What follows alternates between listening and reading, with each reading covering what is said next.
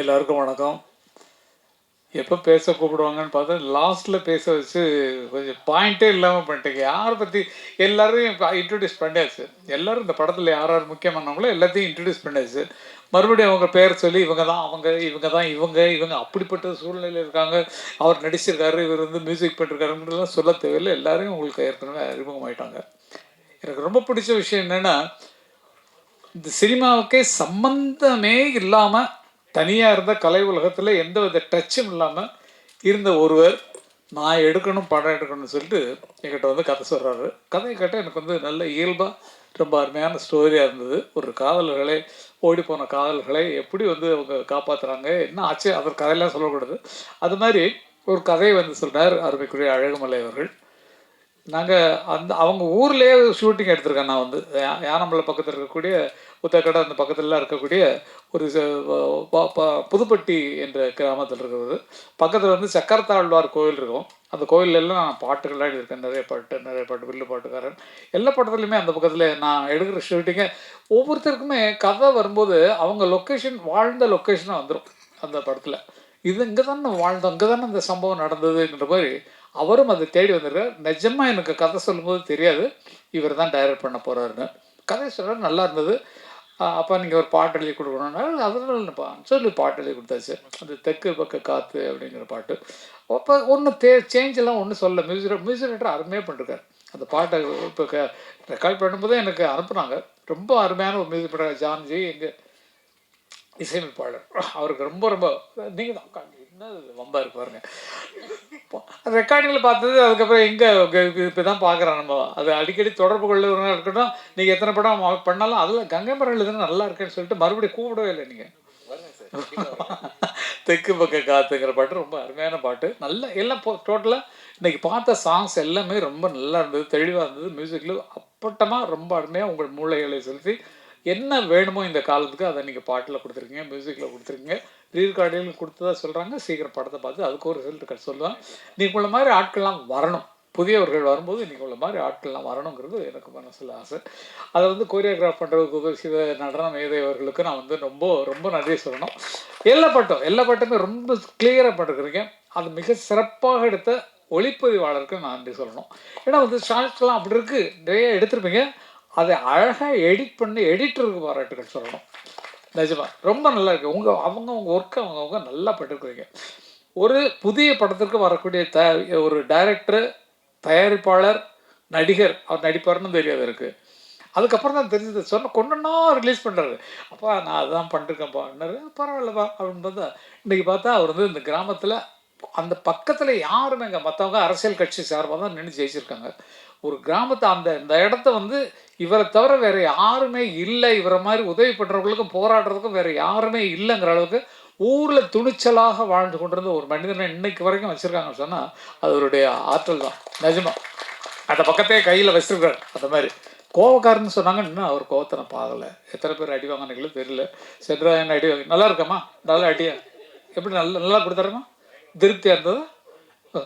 Okay. ஏங்க எப்படி அடிச்சிங்க கொஞ்சம் காட்டுக்கலாம் கொஞ்சம் ப்ளீஸ். அடிச்சு காட்டுங்க, நாங்கள் பார்க்க நல்லதுங்க. இல்லை நிஜமா. ஓகே கண்ணா, ரொம்ப நன்றிம்மா, ரொம்ப நன்றி. இந்த நிகழ்ச்சி இவங்க 2 பேர் இல்லைன்னா கொஞ்சம் உற்சாகமாக இருந்திருக்குமான்னு தெரியல நமக்கு. இவங்க ரெண்டு பேரும் அவங்க படத்தில் ஆக்ட் பண்ணிருக்காங்க. இல்லைன்னா நான் எம்டியாக இருந்திருப்போம். ஒரு என்டர்டெயின்மெண்ட் இல்லாமல் என்னது ஒரே ட்ரையாக இருக்கு அப்படிங்கிற மாதிரி நினச்சிருப்போம். அது வந்து அவங்க தலைவரி கோலமாக சாரி இந்த காலத்து ஸ்டைலில் வந்துடுறாங்க. அது அந்த காலத்தில் பெண்கள் நல்ல கூந்தலை முடித்து பூ வச்சு அப்படியே அழகாக வச்சு பெரிய பொட்டு வச்சுலாம் வந்த காலங்கள் அது உண்டு. இப்போ குங்குமம் எங்கேயுமே கிடைக்கிறது கிடையாது. இதுக்கு பூ வைக்கிறதுக்கு பூ கடையெல்லாம் ஆடி போய் கிடக்கு. பூவெல்லாம் யாருமே தலையில் பூ வச்சுக்காம தான் சுற்றிட்டுறோம் பெண்கள் எல்லாமே. காலில் கோலம் போட்ட காலமெல்லாம் போச்சு, எல்லாம் கல்ச்சரே மாறி போச்சு அப்படிங்கிறது உண்மையான ஒன்று. பேரரசுகிட்ட சொல்லணுன்னா சமுதாய பிரச்சனைகளை அவங்கங்க வந்து சொல்லக்கூடியதில் மிக பிடித்தமானது நிறைய இருக்குது. பல விஷயங்கள் தயாரிப்பாளர்களுக்கு ஏற்படுகிற கஷ்டம், தேட்டர் கிடைக்காம அலையிறதுக்கான கஷ்டம் எல்லாமே தெரியும். தயாரிப்பாளர்கள் பேசுனதால் ரொம்ப அற்புதமாக இருந்தது. ஆனால் என்ன பண்ணுறது, தேட்டர் கிடைக்கிறது எங்கே போய் கேட்குறதுன்னு தெரியல, எப்படி தேட்டர் அப்ரோச் பண்ணுறதுன்னு தெரியல. புதியவர்கள் வந்தாங்கன்னா அவங்களுக்கு கைடன்ஸ் பண்ணுறதுக்கு நிஜமாக எனக்கு தோன்ற ஒரு ஐடியா என்னன்னு சொன்னால், டைரக்டர்ஸ் யூனியனில் இருக்கீங்க, புது டைரக்டராக வந்திருக்காரு, புது தயாரிப்பாளர் வந்திருக்காரு, தயாரிப்பாளர் சங்கமும் இங்கே இருக்குது, அது நடிகர் சங்கத்துக்கு இப்போ டைரக்டர் யூனியனுக்கு இருக்க இயக்குனர் சங்கத்துக்கு இருக்கிறவங்களும் இருக்கிறாங்க. ஒரு புதியவர் வந்து படம் எடுக்க வந்தாங்கன்னு சொன்னால் அவங்க படத்தை முதல்ல பார்க்க வேண்டியவர்கள் டைரக்டர்ஸ் யூனியன்லேயும் விநியோகஸ்தர்கள் யூனியன்லேயும் தயாரிப்பாளர்கள் யூனியன்களுக்கும் பார்க்கணும். பார்த்துட்டு இப்படி புதுசாக வந்துருங்க, பரவாயில்லையா, எவ்வளோ ஆச்சு, ஓகே, இது இப்படி போகும் இப்படி போகும்னு ஒரு கைடன்ஸு கொடுத்தீங்கன்னா புதியவர்கள் வர்றதற்கு வாய்ப்பாக இருக்கும்னு நினைக்கிறேன். தயாரிப்பாளர் சங்கம், நடிகர் நமது இயக்குநர்கள் சங்கம், அவங்க தான் ஃபஸ்ட்டு பார்க்கணும். ஃபஸ்ட்டு பார்க்க வேண்டியவங்க அவங்க தான். வாங்க வாங்க வாங்க வாங்க எதிர்பார்த்தேன். ஆக்சுவலி இது படம் எடுத்து முடிச்சுட்டு பார்க்குறது வேஸ்ட்டு. முன்னாடி படம் எடுக்க முன்னாடியே என்ன கதை பண்ண போகிறோம் அப்படி வந்தாங்கன்னா நாங்கள் இந்த கதையை திரைக்கதை வச்சு ஒரு குரூப் இருக்குல்ல, டிஸ்கஷன் குரூப்புங்கிறது உங்கள் காலத்தோட போச்சு, எங்கள் காலத்தோட போச்சு. இப்போ டிஸ்கஷனுங்கிறது இல்லை, நினச்சதை எடுக்கிறது அன்றைக்கி படமாக போச்சு. அவங்க நினச்சி எடுக்கிறனால தான் இன்றைக்கி படங்கள் தரம் இல்லாமல் வருது. அப்போ யார் வந்தாலும் சரி எங்கள் இயக்குனர் சங்கம் சார்பாக நாங்கள் ஒரு குரூப்பை கூட அனுப்புகிறோம், கதையை சொல்லுங்கள், அவங்க வழி நடத்துவாங்க. அப்போ ஃபஸ்ட்டு அடித்தளம் அஸ்திவாரங்கிறது கதை தான். நீங்கள் கதையை சரி பண்ணால் தான் அதுக்கடுத்து நம்ம கிளைமேக்ஸ் போகிறோம், ஃபஸ்ட்டு பிகினிங்க்கு வரணும். அதனால் எங்கள் இயக்குனர் சங்கம் யார் புதுமுக இயக்குனர் வந்தாலும் உங்களுக்கு கதையை சரிப்படுத்துவதற்கு வந்தாங்கன்னா நாங்கள் ரெடியாக இருக்கோம். ஓகே, இயக்குனர் தயாரிப்பு சங்கம் இன்றைக்கி வழிநடத்த ரெடியாக இருக்காங்க. ஆரோக்கியமாக சிமத்தி மலரும். அது கொஞ்சம் சிக்கல் கண்ணா. ஏன்னா வந்து உங்கள் டைரக்டர் சீனில் வந்து சொன்னோம்னா புதுசாக படம் எடுக்கிறவங்க அந்த சீனை தூக்கி வச்சுட்டாங்கன்னா நாங்கள்லாம் ஒன்றும் பண்ண முடியாது. ஐயோ அந்த சீன் நல்லா இருக்கையா, அடுத்து நமக்கு வருது, அந்த கேரக்டர் அப்படியே இங்கே வச்சுக்கலாமே அப்படின்னு சொன்னால் பண்ண மாட்டாங்க. சும்மா நான் வேடிக்கைக்காக சொல்கிறேன். எல்லோரும் சுய சிந்தனையில் உள்ளவங்க. ஆமாம்மா நான் தான் சாட்சி. ஏன்னா நல்லா இருந்துச்சுன்னா அந்த படம் லேட்டாக எடுப்பாங்க ஒரு காலில், அந்த சீன் நல்லா இருந்ததில்ல, அதை தூக்கி அந்த இதை நம்ம மாற்றி பண்ணிவிடுவோம். அவங்க கிராமத்தில் எடுத்தாங்களும் 2 பேர் ஓடினாங்கன்னு நம்ம டவுனில் வச்சுக்கோம் அப்படிங்கிற மாதிரி மாறிடலாம். அதனால் அது சரியாக இருக்குமான்னு கொஞ்சம் யோசிங்க. வேறு ஒன்றும் சொல்கிறதுக்கு இல்லை சார், அவ்வளோதான். நிஜமாக சொல்கிறேன், இந்த படத்தை ஃபஸ்ட்டு வந்து அழகுமலை அருமைக்குரிய மூத்த பிள்ளை அவங்க வந்து எடுத்துருக்க இந்த புதிய படத்தை நல்லா எடுத்துருக்கு. டேக்கிங் சைடெலாம் ரொம்ப நல்லா இருக்குது. ஏன்னா எத்தனை பேர் உதவி செஞ்சதில் அது ரொம்ப குளுமையாக அழகாக வந்திருக்குது. புதுமுகங்கள் நடித்திருக்கிறார்கள்ங்கிறத மட்டும்தான் வச்சுருக்காங்களே தவிர மற்றபடி நம்ம எதிர்பார்ப்பு எல்லாமே அந்த படத்தில் இருக்கும். ஏன்னா கதையை கட்டுக்க கதை நல்லா இருக்குது. ஆகவே இந்த மாதிரி வரக்கூடிய புதிய தயாரிப்பாளர்களுக்கு உதவியாக தயாரிப்பாளர் சங்கம் மூலமாகவே இதை விலைக்கு வாங்கக்கூடிய அளவுக்கு ஆட்கள்லாம் இருக்கிறீங்க. நிஜமா நீங்களாம் சேர்ந்தீங்கன்னா இந்த மாதிரி படங்களை குறைஞ்ச விலை தான், அவங்க சிக்கனமாக தான் எடுத்துருக்காங்க.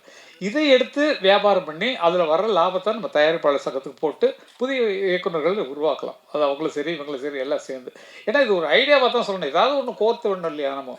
இல்லை ஐடியா வேறு ஒன்றும் தோணல் சார். அதாவது புதுசாக படம் எடுக்கிறவங்க தவிக்கிற பார்த்தா ரொம்ப கஷ்டமாக இருக்குது. டிவிக்கு விற்கிறதுக்கு பாடுபடுறாங்க, ஓடிடிக்கு போகிறதுக்கு கஷ்டப்படுறாங்க, எல்லாமே இருக்குது. அப்புக்குட்டியில் நடித்த படம் போயிடுச்சு, நேஷ்னல் அவார்டு வாங்கி அவர் வந்து பெரிய ஆர்டிஸ்ட், சும்மா சாதாரணமாக உட்காந்துருக்காரு. அவர் நேஷ்னல் அவார்டு போய் வாங்கியிருக்காரு. நேஷ்னல் அவார்டு கமிட்டியில் போய் சிபாரிசு பண்ணுறது பேசுகிறதுங்கிறது எவ்வளோ கஷ்டம்னு நேஷ்னல் அவார்டு கமிட்டியில் இருக்கிற எனக்கு தெரியும். ரொம்ப கஷ்டம். அந்த மாதிரி இடங்களில் வந்து மீறி வந்திருக்காங்கன்னு சொன்னால் அவர்களுடைய திறமையினால் வருவாங்க. அது மாதிரி இது நேஷ்னல் அவார்டு வரலன்னா கூட பரவாயில்ல, நம்ம தமிழ்நாட்டு அவார்டு நிச்சயமாக கிடைக்கணும். அதேமாரி ஒரு மொழி படம் தான் எடுத்துருக்காங்க, இது தமிழில் மட்டும்தான் எடுத்துருக்காங்க. பல மொழிகள் எடுத்திருந்தால் இங்கே கொஞ்சம் அங்கே கொஞ்சம் போட்டு அவங்களுக்கு செலவு கம்மி தான். அவங்க எடுத்த படமே செலவு கம்மியான படம் தான்.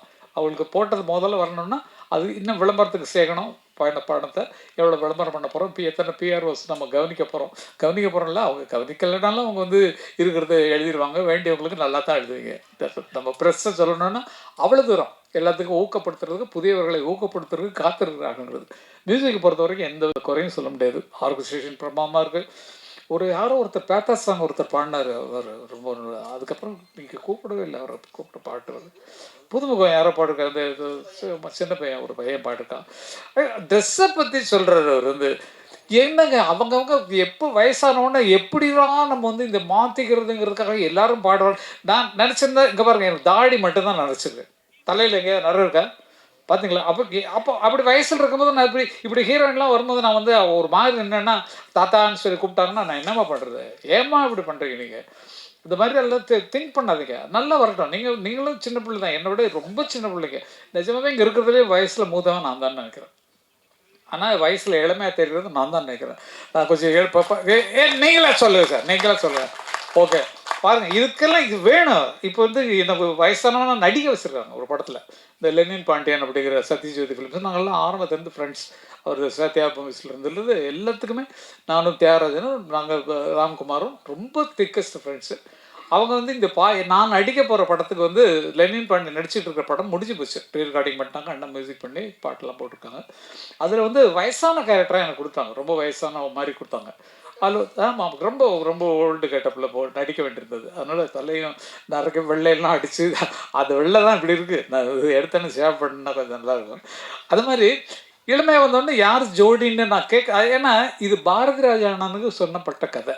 இந்த கதை என்னோடய கேரக்டர், நான் ஆக்ட் பண்ணுற கேரக்டர் வந்து பாரதி ராஜா அண்ணா நடிக்கிறதுக்காக பண்ணுது. அப்போ தான் அவருக்கு உடம்பு சரியில்லாமல் போனதுனால அவரால் நடிக்க முடியலன்னா பாரதி ராஜாவுக்கு அப்புறம் யார் இருக்கா அப்படின்னு திங்க் பண்ணால் திரையுலகத்தில் என்னை தவிர வேறு யாருமே இல்லை. யாருமே இல்லை, அந்த வயசில் வேறு யாருமே இல்லை. அதை சொல்கிறேங்க. அவர் அறிவு என்ன, அவர் ஆற்றல் என்ன, ரொம்ப கஷ்டமாக இருக்குது. அவர் இப்போ இருக்கிற மனநிலை பார்த்தா அது ரொம்ப கஷ்டமாக இருக்குது. என்ன பண்ணுறது, அது யாராலையும் தடுக்க முடியாது. என்ன நடக்குதோ அதை நடக்கிறத ஏற்றுக்கொண்டு தான் ஆக வேண்டும் அப்படிங்கிறது. ஆறுதல் சொல்லி மாளாது. அந்த மாதிரி சாதனை பண்ணியவர்கள் என்ன அறிமுகப்படுத்தினோ பெரிய. இப்போ அடுத்து வர 77வது வருஷம் தான் வந்து 67 வந்து படம் வந்தது. 77 படம் வந்தது 16 வயதில். அதில் வந்து நான் வந்து அது 50வது வருஷம். அண்ணன் 76 அன்னக்கிள்ளியில் வந்தார். அன்னக்கிள்ளியில் தான் அண்ணனுக்கு இன்னைக்கு 50வது வருஷம் ஓடிக்கு. மே 10 அது அந்த படத்தினுடைய 50வது ஆண்டு விழா வருது. 77 தான் நானும் பாக்யராஜும் அறிமுகமானோம் திரைப்பட உலகத்துக்கு. அவர் அசிஸ்டன்ட் டைரக்டராக தான் அறிமுகமானார், நான் பாடலாசிரியராக அறிமுகமானேன். ஆனால் 50வது விழா பாக்யராஜ் கொண்டாடிட்டார். அது என்ன கணக்குன்னு தெரியல. இது ஒன்றும் தப்பு இல்லை. ஓகே, அது தெரிஞ்சுக்கிட்டேன் இல்லையா. ஏதோ நல்ல சந்தர்ப்பத்தில் அவர் வந்து யூஸ் பண்ணிட்டார். அதனால் ஆனால் 50 வந்து வயசு ஆகலை அந்த படத்துக்கு. வந்து நாங்கள் அடுத்த வருஷம் தான் 77 கொண்டாட போகிறோம். நான் வயசு இல்லை, படத்துக்கு சொல்கிறேன். படத்தில் அறிமுகமாகி டைட்டிலில் பேர் வச்சது 77 தான் நாங்கள் எங்கள் பேர் வெளியே வந்தது. அப்போ அடுத்த வருஷம் தான் நாங்கள் வர்றது 50. அது பாக்யராஜ் அவர்கள் என்ன காரணத்துக்காக 50 அப்போ நானும் கொண்டாடிருக்கணும் இல்லையா. வேணாம், அது வேண்டாம், நல்லபடியாக அது இருக்கோம், அதுவே பெரிய விஷயம். 50 வருஷம் இருந்திருக்கோம். அதுக்கு முதல்ல ஒரு 5 வருஷம் வந்து நாங்கள் வந்து இப்போ இசைக்கலைஞர்களாக வாழ்ந்துருக்கோம். ஜி.கே. வெங்கடேஷ் மலையாள படங்கள், தெலுங்கு படங்கள்ல அங்கே ரெக்கார்டிங் நடக்கும்போது கிட்டாரிஸ்டாக இசை கலைஞர்களாக வாழ்ந்தவங்க தான் நாங்கள். அதில் கற்றுக்கிட்டு தான் மேலே மேலே வந்தோம். ஜி.கே. வெங்கடேஷ் அவர்கள் எங்களுக்கு குருநாதர். அவருடைய படங்களுக்கு பண்ணோம். எங்கள் வாத்தியார் வந்து சந்திரலேகாவுக்கு ஜி தன்ராஜ் மாஸ்டர் அவங்க தான் ரீரெக்கார்டிங் பண்ணாங்க. அவங்க வந்து பழைய பாடல்கள்லாம் எடுத்து வெஸ்டர்ன் சாங்காக அப்படி கொண்டு வந்தது ஃபஸ்ட்டு எங்கள் மாஸ்டர் தான், ஜி தன்ராஜ் மாஸ்டர். மல்லிகை பூஜாதி ரோஜா முல்லைப்பூ வேடுமா தொட்டாலும் கைமணக்கும் பூவும் பட்டான ரோஜா பூவும் கதம்பம் வேடுமா தர தர தரரத்தா தத்தா தரரா. இப்படி டிஃப்ரெண்ட்டாக கொடுத்தது சந்திரலேகா ரீரெக்கார்டிங். போய் பாருங்கள், சந்திரலேகாவுக்கு ரீரெக்கார்டிங் பண்ணது எங்கள் மாஸ்டர் தான். அப்படி இங்கிலீஷ் படம் பார்த்த மாதிரி இருக்கும் அந்த டைமில் இந்த ஆர்கஸ்ட்ரா வச்சு. அதனால தான் அண்ணன் வந்து இங்கே வெஸ்டர்ன் மியூசிக்கை கற்றுக்கிட்டு இன்றைக்கி உலகமெல்லாம் போற்றக்கூடிய ஒரு பயங்கரமான சிம்பனி எழுதி உலகமெல்லாம் சுற்றிக்கிட்டு இருக்கோம். எல்லா நாடுகள்லேயும் அவர் சிம்பனி நடக்க போகுது. பண்ணியாச்சு, துபாயில் பண்ணியாச்சு, அமெரிக்காவில் பண்ணியாச்சு, லண்டனில் பண்ணியாச்சு. இந்த மாதிரி உலகம் சுற்றக்கூடிய அளவுக்கு சிந்தனைகளை பெருசாக்கிட்டார் அவர். அவருடைய இப்போல்லாம் அவரை பார்த்தா ஒரு அண்ணன் தம்பிகிட்ட பேசுகிற மாதிரியே இல்லை. எனக்கு அது நான் மிஸ் ஆகுது. ஏன்னா நான் வந்து இந்த இடத்துல சொல்லி ஆகணும். ஒரு அண்ணன் தம்பி எனக்கு இப்படி பெரிய இளையராஜான்னு ஒரு அண்ணன் இருக்காருன்னு சொன்னால், அவர் இப்போது சமீப காலமாக இப்படி தான் இருக்கார். இப்போ உட்காந்தோம்னா இப்படி வந்து பார்ப்பார், சேனல்கிட்ட இப்படி உட்காந்து மேனஸ்கிரிப்டில் எழுதுவார். திங்க் பண்ணி இப்படி எழுதிட்டு வார். நான் திங்க் பண்ணி பார்த்துட்டு என்னது அப்படின்னா சேனல்ட்டு எழுதி கொஞ்சம் வச்சு அப்படின்பார். இல்லை இன்னொன்று இல்லை, ரொம்ப நாளாச்சு பார்த்து போகலான்னு இருந்தேன்னா நான் அந்த எழுதுகிற பேடெல்லாம் அப்படி கீழே வச்சுட்டு எழுந்து நிற்பார். எழுந்து நின்று இப்படி முகத்தை காட்டு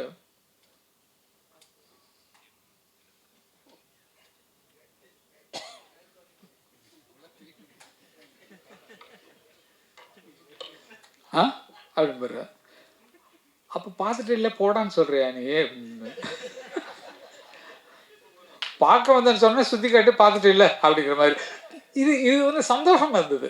அண்ணன் வந்து நமக்குள்ள ரெஸ்பாண்ட் பண்ணுறாரு அப்படிங்கிறது. சில நேரங்களில் அவர் பேசலைன்னா ரொம்ப மனசு கஷ்டமாக இருக்கும். அவர் அந்த மாதிரி மாறிட்டார். சதா சர்வகாலம் நாங்கள்லாம் ஆரம்பத்தில் 120 படம் வரைக்கும் அண்ணனோட அசிஸ்டன்ட் உட்காந்து ஒரு பாடல்கள் நானும் ஞாபகப்படுத்தி 2 பேரும் தான் பாடிட்டு இருப்போம். நான் தான் கிட்டாரிஸ்ட்டு, அவர் வந்து பியானோவில் வாசிப்பார். வீட்டில் உட்காந்து சாங் கம்போஸ் பண்ணுறது நாங்கள் 2 பேர் தான் உட்காந்து பண்ணுவோம். ஏன்னா இப்படி வச்சுக்கலாம் வேணாம், அப்படி தரத்தாரே தரத்தீரதானா அது பாட்டாக வந்துடும் உங்களுக்கு. அது மாதிரி 2 பேரும் உழைச்சி எங்கள் அண்ணன் இந்த பாவல பிரதர்ஸுங்கிற பேரில் வந்து நாங்கள் கஷ்டப்பட்டு வரணும்னு சொல்லி தான் மனசில் வந்தோம். அதே மாதிரி வளர்ந்தோம். ஆனால் அவர் வந்து எதுலேயுமே மியூசிக்கை தவிர வேறு எதுலேயுமே பற்றல. சாப்பாடு சரியாக சாப்பிட மாட்டார். காலைல டிஃபன் அவர் கூட சாப்பிட்டார் 2 இட்லி, அவ்வளோதான். மத்தியானம் அவர் கூட வீட்டுக்கு சாப்பிட போனால் சப்புன்றுங்க, என்னடா இது உரப்பும் இல்லை உப்பும் இல்லை, என்னென்ன இப்படி என்னென்ன இப்படி என்ன என்ன என்ன பாரு, இல்லை இவ்வளோ கம்மியாக உப்பு சாப்பிட்றது ஒன்றும் இது டேஸ்ட் இல்லை, என்ன வேணுமோ போட்டு இந்த பெப்பர் சால்ட் போடுங்க, இந்த உப்பு எடுத்து கொட்டிக்கோ, அவ்வளோதான். எது பிடிச்சி அதே சாதம் தான் கிடையாது அப்படிம்பாரு. அவர் தனிமையை யோசித்து நம்ம கேட்டோம்னா அதை கூட அவர் சாதாரணமாக எடுத்துக்கிறார் அளவுக்கு வளர்ந்துருக்காருன்னா, அது சதா சர்வகாலமும் இசையை தவிர வேறு ஒன்றுமே. என் நினைவும் கனவும் இசையே, இசை இருந்தால் மரணமேது, அவர் எழுதின பாட்டு தான். அந்த பாட்டு மேலேயே வாழ்ந்துட்டு இருக்காரு நினைக்கும் போது எவ்வளவு பெருமைக்குரிய பிறவி எங்களுக்கு கிடைச்சிருக்கு, எனக்கு கிடைச்சிருக்கு. எனக்கு தான், ஏன்னா எனக்கு அண்ணன் இல்லைன்னா அந்த அறிவு அவருக்கு வந்திருக்குமா? அப்படியா? ஆமா சார், யாரும் கூப்பிடல சார். படம் இட்டு அப்போ ப்ரொடியூசர்கிட்ட சொல்லுங்க சார், கங்கைபுரம் போடுங்க. எதுக்கு அவர் வந்து இவரை போட்டார்? நான் அவ்வளோ பக்கத்தில் அவங்க அப்பா மாதிரி பக்கத்தில் இருக்க, என்னை வந்து மியூசிக் போடல அவர், இவரே போடல. இல்லை இல்லைப்பா, அதுக்கு இல்லை, நிஜமாவே யாராக இருக்குன்னு ஒரு குறிப்பிட்ட காலம் இருக்குது. இப்போ அண்ணன் பண்ணுற படமெல்லாம் ரஜினி படம் பண்ணுறாரா, இப்போது கமல் படம் பண்ணுறாரா, என்ன படம் பண்ணுறாரு? இல்லை, அவருக்கு கிடைச்சது யார் அவருக்கு விரும்பி போகிறாங்களோ அதை பண்ணுவார். அது ஆர்டிஸ்ட் கேட்குறதில்ல, கதை சொல்லுவாங்க, ஐயா நீங்கள் பண்ணி கொடுத்தா நல்லாயிருக்கும், இப்படி தானே பேசுகிறாங்க. போய் அவர்கிட்ட வேலை கேட்குறதே பயம். கேட்டோன்னா சரி கதை சொன்னா சரி ஓ பண்ணிக்கலாம் அப்படின்னு சொல்லிட்டு பாட்டு போட்டாருன்னா பாட்டு ஃபிக்ஸ்டு. வழி நெடுக காட்டு மல்லி வாசம் இப்போ மாறலி தாரா திரர தாரர தரரா திரர, எவ்வளோ மயக்கிட்டு பாருங்க. அந்த மாதிரி இப்போவும் மயக்கக்கூடிய இசை அவர் கைவசம் இருக்குது. ஆனால் அவரை போய் அப்ரோச் பண்ணுறதுக்கு தள்ளி நிற்கிறார், வேறு ஒன்றும் கிடையாது. எல்லாருக்கும் ஆசை இருக்குது, அவரோட படம் பண்ணணும்னு ஆசை இருக்குது, போனால் என்ன ஆகுமோ அப்படிங்கிற பயம் இருக்குது. ஆனால் அந்த ஞானம்ங்கிறது இன்னைக்கு வரைக்கும் ஒரு டிராப் கூட குறையில, மேலே ஏறிக்கிட்டே தான் போகுது. இப்போ 2வது சிம்பனி எழுதிட்டு இருக்காரு, அது கூடிய சீக்கிரம் ரெக்கார்டிங்கு நான் சொல்லியிருக்கேன். நான் இந்த தரம் நான் சிம்பனி அங்கே வாசிக்கும் போது நான் வருவேன் அப்படின்ற மாதிரி சொல்லி இப்போவே அட்வான்ஸ் புக்கிங் பண்ணிட்டேன். அது மாதிரி அதற்கு பார்க்குறதுலாம் பெரிய கொடுப்பனை. என்ன மாதிரி கொடுத்து வச்ச ஆட்கள் யாருமே கிடையாது. பாரதி ராஜான்னு ஒருத்தர், அவருக்கு நாடகத்துக்கு நான் பாட்டு ஊரில் எழுதின காரணத்தினால அவர் திரைப்படத்துக்கு வரும்போது அந்த அண்ணன் டியூன் பண்ணுவாங்க,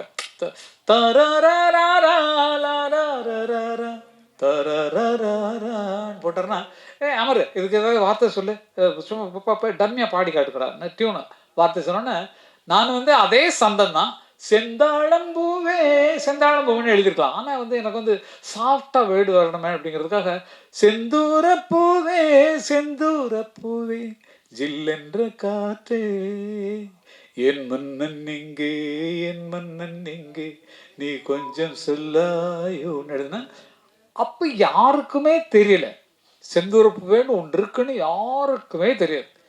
ஜேசுதாஸ் தான் எடா அது எதடா செந்தூரப்பூ எடா உண்டு இவன் அறியல அப்படின்னாரு.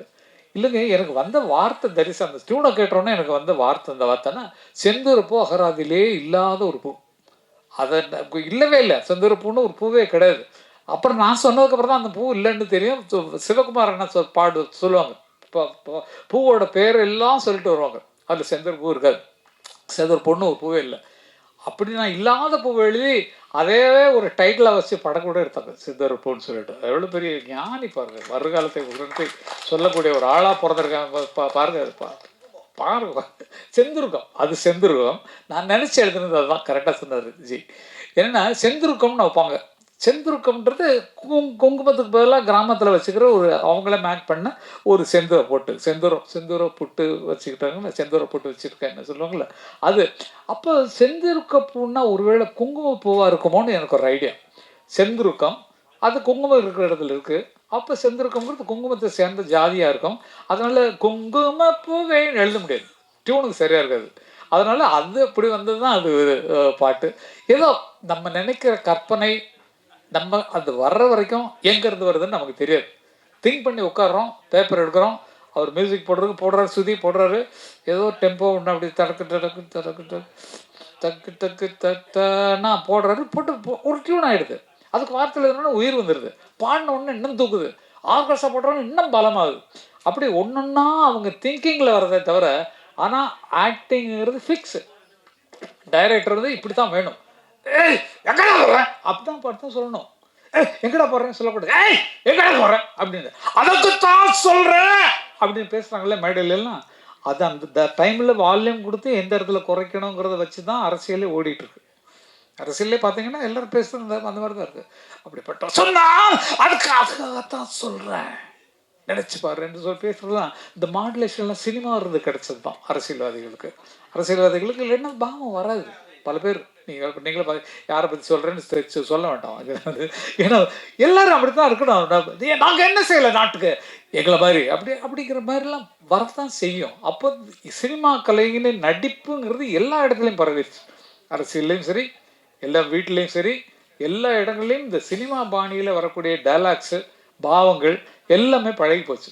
அதை சரியாக எடுத்து கொடுத்தது தம்பி அழகுமலை அவர்கள் பிள்ளைக்கு தான் சொல்லணும். ஏன்னா கிராமத்தில் இருக்க அந்த கதையை கொண்டு வந்தார். கதை கேட்கும்போது நல்லா இருந்தது. அவர் இன்னும் பார்த்தா நடிச்சிருக்கிறாரு, அதையும் பார்த்தேன். ஆனால் கொஞ்சம் மேக்கப் குறைச்சிருக்கலாம், நீங்கள் கொஞ்சம் மேக்கப் குறைச்சிருக்கலாம். ஏன்னா இயல்பாக இப்போ நான் நடித்த படத்தில் வந்து எனக்கு சுத்தமாக மேக்கப் இல்லை. நான் பிளாக்காக இருக்கிறதுக்கு அந்த வெயிலில் அலைஞ்சு ஃபேஸ் இன்னும் கருப்பாக போச்சு.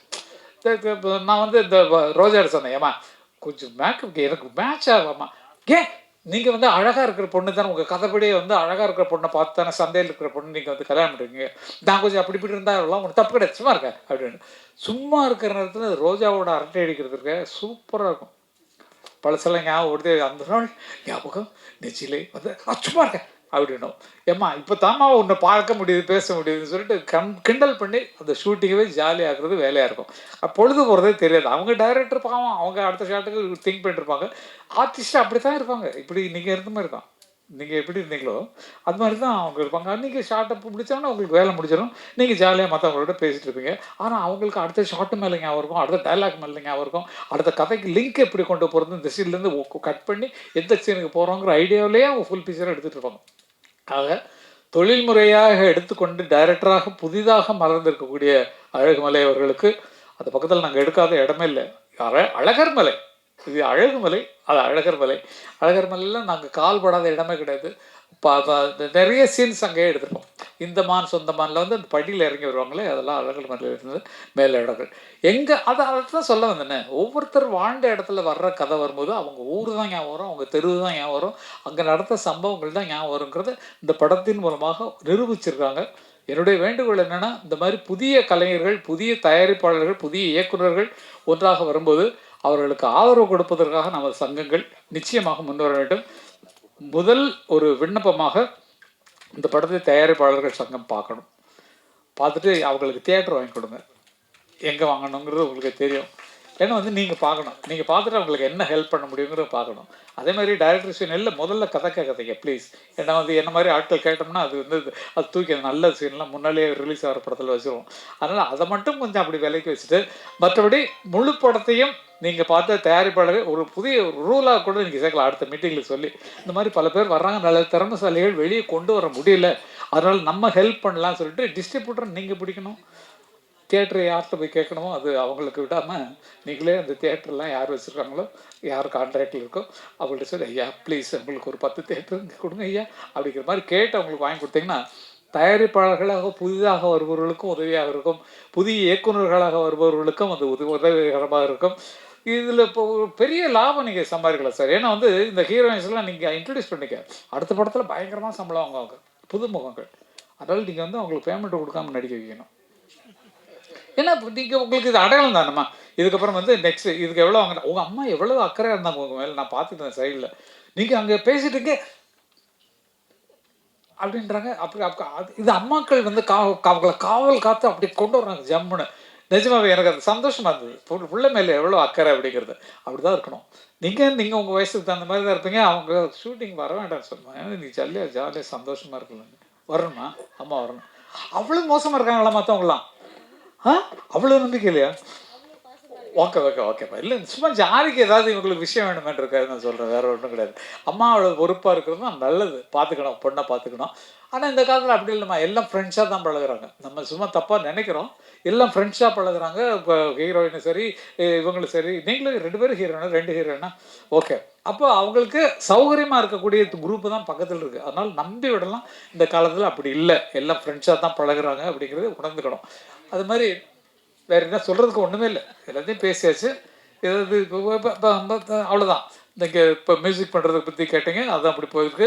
பாட்டு எழுதுறதை பற்றி என்ன நல்ல பாட்டு கேட்டு தெற்கு பக்க காற்று அப்படிங்கிற மாதிரி அதில் ஒரு பாட்டு எழுத சார். முன்னால் பாட்டு எழுதுனோம்னா சார் இன்னொரு ஆல்டர்னேட்டிவ் பல்லு இருந்தால் நல்லா இருக்குமேனா, நிஜமாகவே அன்னைட்டு எழுதின பாட்டு எல்லாமே ஃபஸ்ட்டே ஒரு பாட்டு போட்டுருவார். இப்போ ஒரு வார்த்தை சொல்லி பாடிடுவார். ஒரு உதாரணத்தை சொல்லணுன்னா, மாங்குயிலே மாங்குயில மட்டும் வந்துடும். மாங்குயிலே தனத்தானே பாடுவார். அப்போ அந்த மாங்குயிலை பிடிச்சி நம்ம போகணும். அப்போ மாங்குயிலே பூங்குயிலே செய்தி ஒன்று கேளு, ஒன்ன மாலையிட தேடி வரும் நாள் எந்த நாள். அப்போ நம்ம இஷ்டம்தான். கால தழுவி நிற்கும் கனகமணி கொலுசு எம்மா நானாக மாற இப்போ நினைக்குதம்மா மனசு, உள்ள இருக்குறீங்க வெளியே என்ன பேச்சு. புரிஞ்சதா? கால தழுவி நிற்கும் கொலுசு நானாக மாற இப்போ நினைக்குதம்மா மனசு. அட நீங்கள் உள்ளே இருக்கிறீங்க வெளியே என்ன பேசு, மனசுக்குள்ளே இருக்கிறீங்க எனக்கு கொலுசை பற்றி சொல்லிடுங்க, காலில் கொலுசு மாதிரின்னு அப்படிங்கிற மாதிரிலாம் எழுதிருக்கேன். யாருமே இதை சொல்லவே இல்லை. இத்தனை பேர் தண்டனம் கேட்டிருக்கீங்க. இந்த மனசு நஞ்சனரம் தான், வந்து விழுந்த நல்ல விதை தான், சந்திரனத்தான் சாட்சியம் வச்சு சொன்ன கதை தான், சொந்த கதை தான். தோளை தொட்டு ஆற ஐயா சொர்க்கத்தில் சேர, மாலை வந்து ஏற, பொண்ணு சம்மதத்தை கூற, சந்தனம் கரைச்சி பூசணும் எனக்கு, முத்தையன் கணக்கு மொத்தமும் உனக்கு. இப்போ பாடும்போது தெரியுதில்ல உங்களுக்கு, ஏன் இந்த வார்த்தையை ரசிக்க மாட்டேங்கிறீங்க? எதுக்கு யூடியூப்ல இளையராஜா இசையமைத்த பாடல்கள் போட்டுக்க? எதுக்கு கங்காபரண எழுதின பாட்டு போடுறதில்ல? எங்க யூடியூப் பாட்டுகள் தேடி பிடிச்சி போடுங்க சார். நீங்கள் யார் எழுதுனாங்கன்ட்டு போடுங்க. எங்களுக்கு 2 பேராலும் உருவாக்கப்பட்டது. நல்ல யோசிங்க. இளையராஜா டியூன் கொடுக்க நாங்கள்லாம் பாட்டு எழுத. சிந்திய வெண்மணி சிப்பியில் முத்தாச்சு என் கண்ணம்மா, செந்நிற மேனியில் என் மனம் பித்தாச்சு, சேலாடும் கண்ணில் பாலூரும் நேரம், செவ்வானம் எங்கும் பொன் தூவும் கோலம், சிந்திய வெண்மணி சிப்பியில் முத்தாச்சு எழுதுறோம். அப்போ இவ்வளவு ஆழமான பாட்டை கவனிக்கிறதில்ல. நீங்கள் வெறும் டியூனை கட்டு விட்டுருங்க. உள்ளே பாருங்கள் என்ன கஷ்டப்பட்டு எழுதியிருப்போங்கிறது. எந்த பாட்டுமே பார்க்கும்போது தான் கேட்கும்போது தான் தெரியுது. இப்போ தான் கேட்குறேன் அதிகமான பாட்டு. என்னோடய பாட்டு கேட்கும்போது தான் பரவாயில்லையே, நம்ம நல்லா. நான் இலக்கணம் இலக்கியம் படிக்காதவன். இலக்கணம் ஒரு 8வது வயசு 8வது வகுப்பு தாண்டலை. இளையராஜாவும் 8th ஸ்டாண்டர்டு, பாரதிராஜாவும் 8th ஸ்டாண்டர்டு, நானே 8th ஸ்டாண்டர்டு. அதுக்கு மேலே படிப்பு ஏறலை, படிப்பு பிடிக்கல.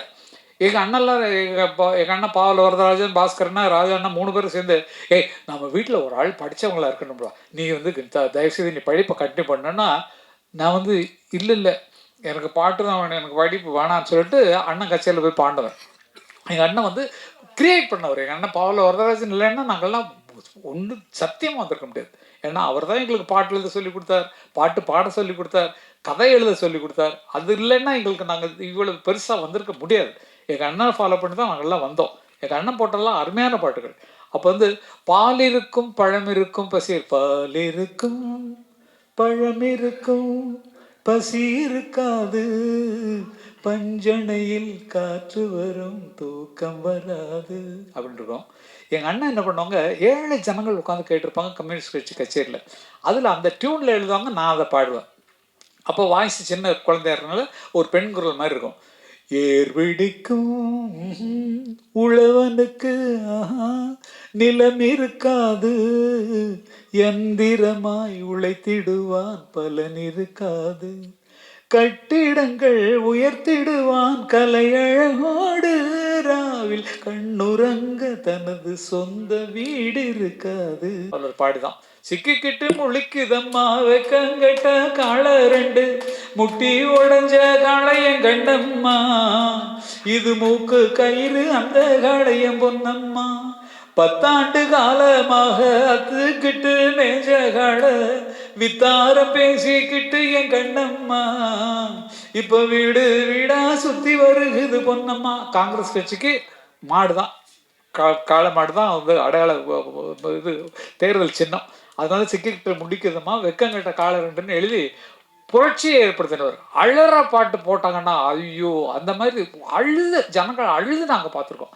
அது மாதிரி எல்லா உணர்வுகளையும் கொண்டு வரக்கூடிய எங்கள் இசை தகப்பன் எங்கள் அண்ணன் மட்டும் பாவலர் இல்லைன்னா எங்களுக்கு இந்த வாழ்க்கை இல்லை. நோ இசை உலகம், நோ பாட்டுலது, நோ பாடுறது. அப்போ எங்களுக்கு குருவா ஒவ்வொருத்தருமே அப்படிதான். உங்கள் பிள்ளைங்கள்லாம் இப்படி தான் வரப்போகிறாங்கன்னு நினைக்கிறேன். எல்லாருடைய பிள்ளைகளும் நான் அப்பா மாதிரி வரணும் அப்படிங்கிற எண்ணம் அவங்களுக்கு வருது. உங்கள் பிள்ளை சரி, உங்கள் பிள்ளை சரி, எல்லாருமே அப்படி வருவாங்க. உங்களுக்கு குழந்தை வரும்போது அவங்க நடிக்கிறனால நடிக்கிறதெல்லாம் கூடாதுன்னு சொல்லக்கூடாது. நீங்கள் நடிகையாக வந்துட்டீங்க, அதனால உங்கள் குழந்தைகளே கலையில் வளங்க. நிஜமாகவே ரொம்ப சந்தோஷமான ஒரு வாழ்த்துக்காக வந்திருப்பது எனக்கு ரொம்ப மிக்க மகிழ்ச்சி. எனது மூத்த பிள்ளையான அருமைக்குரிய அழகுமணி அவர்கள் மிகச் சிறப்பாக அவர் என்ன நம்பி கதை சொன்னார், என்னை நம்பி இந்த இதில் எழுதினார். ஆனால் எனக்கு தெரியாத பல சர்ப்ரைஸை கொடுத்துருக்காரு. நடிச்சிருக்காரு, கதை எழுதியிருக்காரு, பாட்டு எழுதியிருக்காரு, நடிச்சிருக்காரு, எத்தனையும் பண்ணிருக்காரு, டைரக்டும் பண்ணிருக்காரு. அதனால் அந்த அசோசியேட் டைரக்டருக்கும் என்னுடைய பாராட்டுகள். மிக்க துணையாக இருந்து அவங்க வந்து அந்த படத்துக்கு மிக்க உதவியாக இருந்திருக்கிறார்கள். ஆகவே அவர்களுக்கும் கொஞ்சம் காட்டுங்களேன் உங்கள் முகத்தை எங்கே இருக்கீங்க, எதுக்கு மேடையில் இருக்க வேண்டியவர், எதுக்கு நீங்கள் கீழே இறங்குறீங்க? ஓகே. அதனால் அத்தனை பேருக்கும் அவருக்கு உதவியாக எனக்குன்னா ஆகினால் உங்களுக்கெல்லாம் பாராட்டு. ஏன்னா வந்து இத்தனை பேர் ஒரு கட்டடம் கட்டுறதுக்கு முதலாளியாக இருந்தால் போகிறோம், மற்ற அக்காவெல்லாம் கூலி ஆட்கள் வச்சு பண்ணிடுவாங்க. ஆனால் அத்தனையிலையும் இருந்து அழகுமலை அவர்கள் சாதித்திருக்கிறான்னு சொல்லும்போது இன்னும் அருமையான படங்களை எடுக்க வேண்டும். உங்களுக்கு மனசில் எந்த ஆர்டிஸ்ட் இருக்கோ அவைகள்லாம் போட்டு வியாபாரத்துக்காக கொஞ்சம் அப்படியும் கொஞ்சம் நீங்கள் மாறணும்னு சொல்லி. ஏன்னா புதுமுகங்களுக்கு அதிகமான விலை வர்றது கொஞ்சம் இந்த காலத்தில் கொஞ்சம் கஷ்டமாக இருக்குது. அவங்க என்ன விலைக்கு கேட்டாலும் கொடுத்துருவாங்கப்பா அப்படிங்கிற மாதிரி வந்துடும். ஆகவே அதெல்லாம் சொல்லி இவங்க பாப்புலர் ஹீரோயின் ஆகிட்டாங்க, இவங்கெல்லாம் சேர்த்துங்கப்பா, நான் சிபாரிசு பண்ணுறேன். ஓகே. அது மாதிரி புதியவர்கள் வருவதை வரவேற்று வாங்க வாங்க வாங்க, நிறைய பேருக்கு வேலை கொடுங்க அப்படின்னு சொல்லி கேட்டுட்டு இந்த நிகழ்ச்சியில் பங்கு பெற்றது எனக்கு மிக மிக மகிழ்ச்சி. ஏன்னா இந்த மூத்த பிள்ளையான அழகுமலை அவர்கள் நடத்திய எல்லா விஷயங்களுக்கும் என் மனமார்ந்த பாராட்டுகளை தெரிவிக்கிறேன். வெற்றி விழாவில் உங்களை வந்து மதுரையில் சந்திச்சு இன்னும் பாராட்டணும்னு எனக்கு ஆசை.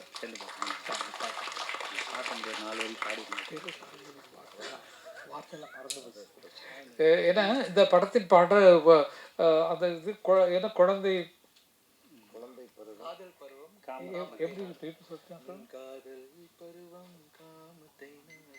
எனக்கு ரொம்ப பேச கொடுத்தாரு. இந்த காதல் பருவம் காமத்தை நாடும், காமப்பருவம் குழந்தை நாடும், குழந்தை பருவம் வாலிபத்தை நாடும், குழந்தை பருவம் வாலிபத்தை நாடும், வாலிப பருவம் இல்லை எனக்கு முன்னாடி கீ எடுத்து கொடுக்கணும், டயலாக் கொடுக்கணும். வாலிப பருவம் வாலிப பருவம் இல்லை அதை பாடக்கூடாது, எப்படி கீ எடுக்கணும் தெரியுங்களா? நான் குழந்தை வாலிப பருவம்ன்ற போது அடுத்த வாரம் நீங்கள் சொல்கிறேன். வாலிப பருவம் முதுமையை நாடும், இப்படி தான் அந்த டயலாக் எடுத்து கொடுக்குறது நீங்கள் பார்த்துருப்பீங்க. அது மாதிரி மிகச்சிறப்பாக இசையமைத்ததற்கும் மிகச்சிறப்பாக பாடல் எழுதி படத்தை இயக்கியதற்கும் எனக்கும் ஒரு சான்ஸ் கொடுத்து பாட்டு எழுதி கொடுக்க தெற்கு பக்கு காத்து இன்னும் ஒரு பாட்டு கொடுத்ததற்கும் நான் நன்றியை தெரிவித்துக் கொள்கிறேன். இந்த மாதிரி புதியவர்கள் வர வேண்டும், சினிமா உலகை வாழ வைக்க வேண்டும் என்று தம்பிகள் சார்பாக, அப்புக்குட்டி சார்பாக சென்றாயன். ஐயோ நீங்கள் இந்த இதில் கூரையை பிச்சுட்டு போனீங்களே,